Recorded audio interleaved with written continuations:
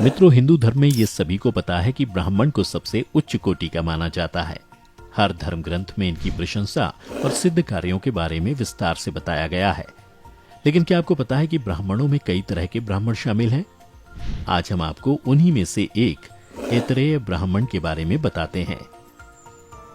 नमस्कार दर्शकों, स्वागत है आपका द डिवाइन टेल्स पर एक बार फिर।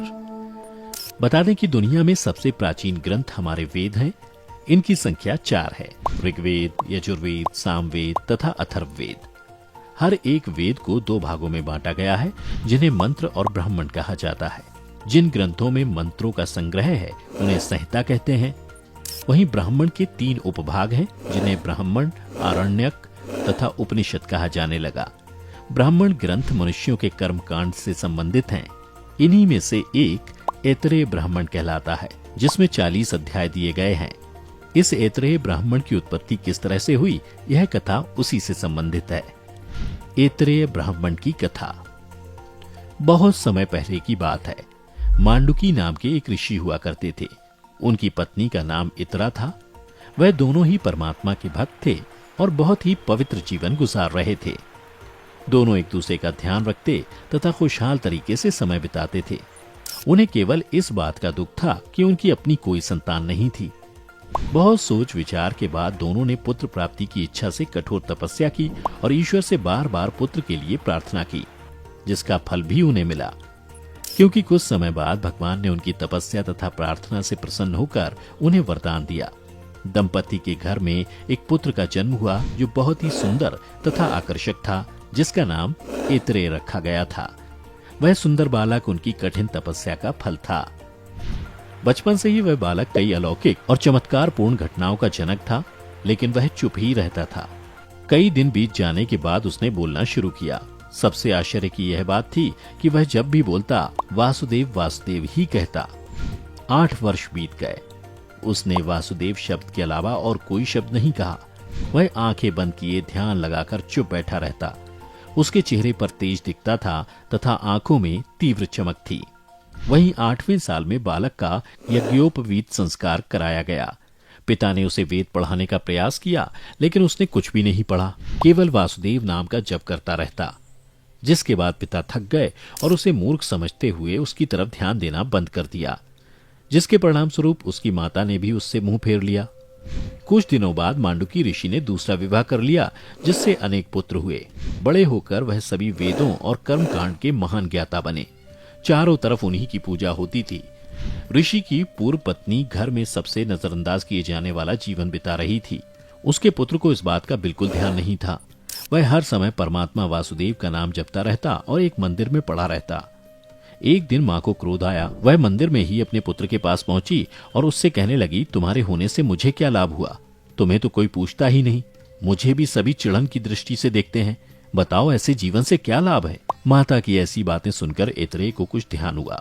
वह बोला, माँ, तुम तो दुनिया में आसक्त हो, जबकि यह दुनिया और इसके भोग सब नाशवान है। केवल परमात्मा का नाम ही सत्य है। उसके बाद ऐतरेय ने भगवान नारायण की सच्चे हृदय से वेदों की विधियों के मुताबिक स्तुति की। इससे प्रभु विष्णु खुश हो गए। उन्होंने साक्षात प्रकट होकर ऐतरेय और उसकी माता को आशीर्वाद दिया। पुत्र, यद्यपि तुमने वेदों का अध्ययन नहीं किया है, लेकिन मेरी कृपा से तुम सभी वेदों के ज्ञाता और प्रकांड विद्वान हो जाओगे। तुम वेद के एक अज्ञात भाग की भी खोज करोगे। वह तुम्हारे नाम से ऐतरेय ब्राह्मण कहलाएगा। विवाह करो, गृहस्थी बसाओ तथा सभी कर्म करो, लेकिन सबको मुझे समर्पित कर दो।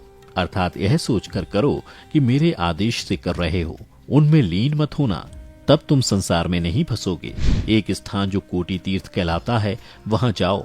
वहां पर हरिमेधा यज्ञ कर रहे हैं। तुम्हारे जैसे विद्वान की वहां आवश्यकता है। वहां जाने पर तुम्हारी माता की सभी इच्छाएं पूरी हो जाएंगी। इतना कहकर भगवान नारायण वहां से अंतर्ध्यान हो गए। यह सब दृश्य देखकर माता का हृदय अपने पुत्र के क्रोध के बजाय ममता की श्रद्धा से भर गया। उसी के चलते तो उसे भी प्रभु के दर्शन हुए थे तथा अपनी मां के चलते ही उसने भगवान के नाम के अतिरिक्त कुछ न बोला था। अब दोनों माता और पुत्र भगवान की आज्ञा का पालन करते हुए हरिमेधा के यज्ञ में पहुंच गए। वहां ऐतरेय ने श्री नारायण से संबंधित प्रार्थना का गान किया।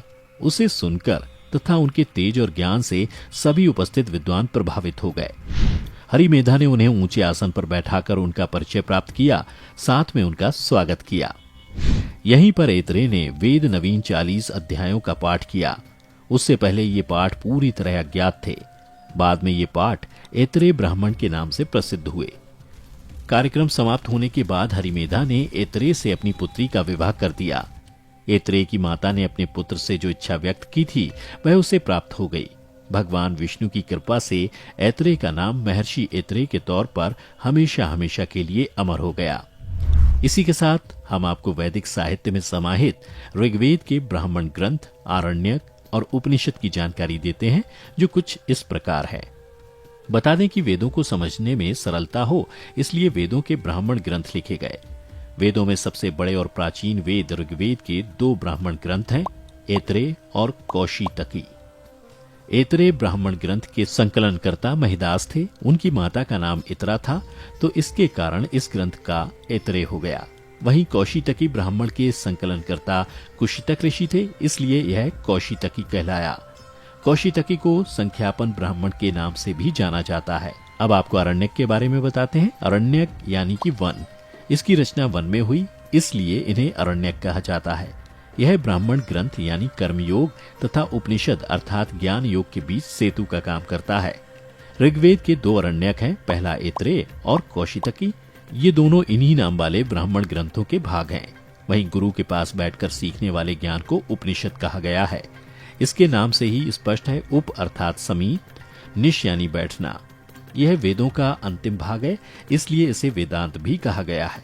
उपनिषद की पुस्तकों के बारे में बात करें तो ये दर्शन पर आधारित हैं। इनमें मुख्य रूप से आत्मा और ब्रह्म के बारे में विस्तार से बताया गया है। ऋग्वेद के 2 उपनिषद हैं, जिनका नाम ऐतरेय और कौशितकी है। बताते चलें कि कुल उपनिषदों की संख्या 108 है, लेकिन इनमें से केवल इंश, केन, कठ, प्रश्न, मुंडक, मांडूक्य, छंदोष्ण, बृहदारण्यक, ऐतरेय और तैत्तिरीय 10 ही अहम माने गए हैं। इसमें बृहदारण्यक को सबसे बड़ा और मांडूक्य को सबसे छोटा उपनिषद माना जाता है। मुंडको उपनिषद में ही सत्यमेव जयते का प्रयोग मिलता है। तो मित्रों, आपने जाना कि ऐतरेय ब्राह्मण की कथा और वैदिक साहित्य। यदि आपको पहले से किसी बात की जानकारी थी तो हमें नीचे कमेंट करके जरूर बताएं। आज की इस वीडियो में बस इतना ही। हम उम्मीद करते हैं कि हमारी वीडियो के जरिए आपको कई सवालों के जवाब मिल गए होंगे। अगर ये वीडियो आपको पसंद आई हो तो इसे लाइक और शेयर जरूर कीजिएगा। अगर आपने हमारे चैनल को सब्सक्राइब नहीं किया है तो जरूर करिए। इसके साथ ही मुझे दें इजाजत। इस वीडियो को अंत तक देखने के लिए आपका बहुत बहुत शुक्रिया। और हाँ, अब आप हमारे सभी वीडियो फेसबुक पर भी देख सकते हैं, जिसके लिए आपको फेसबुक पर द डिवाइन टेल्स के पेज को लाइक और फॉलो करना होगा।